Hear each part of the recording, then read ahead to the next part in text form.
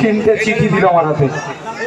তিন আমার দুই বোন এক ভাই, একজন ডক্টর হতে চাইছে আর দুজন পড়াশোনা করছে। ভাইজান আমার আপনার জন্য জান দিয়ে দেবো বলে লিখেছে। আমি বলবো আমার জন্য জান লাগবে না, সবাই বিলো 18 যারা লিখেছে ভালো করে তোমরা পড়াশোনা করো, বড় হও, যে ডাক্তারের স্বপ্ন দেখেছো ডক্টর হও।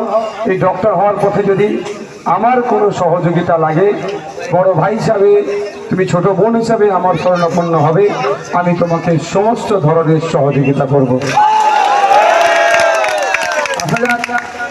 আজকে আমি এখানে উপস্থিত হয়েছি কিসের জন্য? আগামী 29 তারিখ অর্থাৎ 29শে এপ্রিল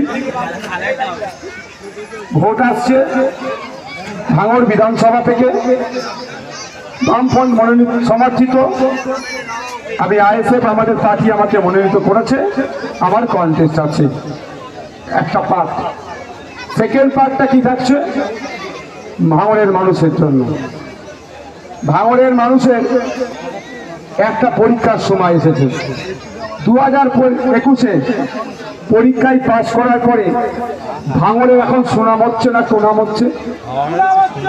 আওয়াজ দিয়ে বলুন।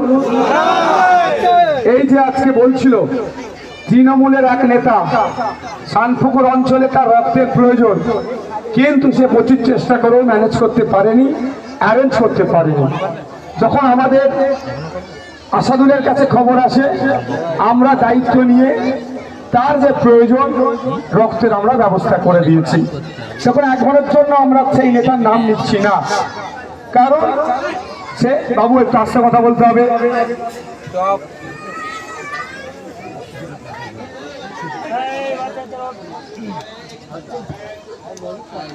আমরা কিন্তু তার নামটা জানি, কেন বলছি না? ওই রাজনীতিটা আমরা করতে চাই না। মানুষের উপকার করার জন্য আমরা রাজনীতিতে এসেছি। সুতরাং আমার সামনে কার প্রয়োজন, না তার ধর্মীয় পরিচয় দেখব, না সামাজিক পরিচয় দেখব, না তার রাজনৈতিক পরিচয় দেখব। আমাদের লক্ষ্য বিপদগ্রস্ত মানুষকে আমরা সহযোগিতা করব। শানপুকুরের তৃণমূলের নেতাটা বিপদে পড়েছে, আমরা চুপচাপ করে থাকতে পারবো না।